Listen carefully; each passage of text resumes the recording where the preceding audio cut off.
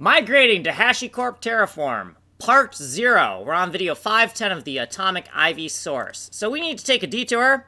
You can get to this slideshow via tinyurl.com/terraform-001. The actual URL is up here, but tiny URLs are easier.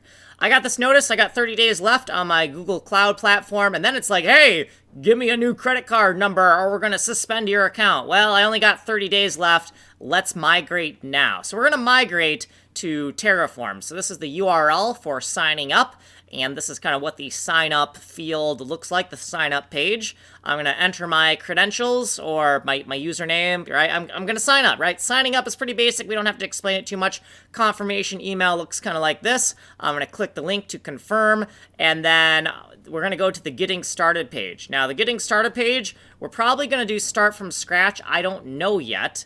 And if you can't get there, go reconfirm your email by going to this link, and you can say resend confirmation link. Now, after you do that, this confirmation URL, if you go to it and you're already confirmed and you go to the confirmation URL, it's going to bring you to App Settings Profile. And from App Settings Profile, you can see, well, your profile, right?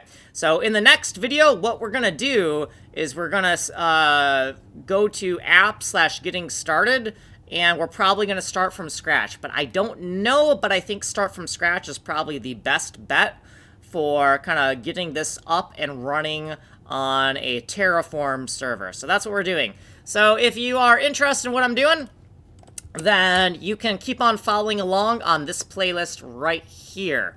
You are on the Advanced Fast playlist. If you want a slower demo, you can go to the Ninja Coder playlist here. Also, if you just want technical demos, go here. Source code is here. You can email me here. Like, subscribe, send money in the mail. I am Kanji Coder. I'm working on Atomic Ivy MMO. It's a fully destructible geometry bomb game, kind of like Pocket Bomberman, except there's proximity mines on timers with different directional blasts.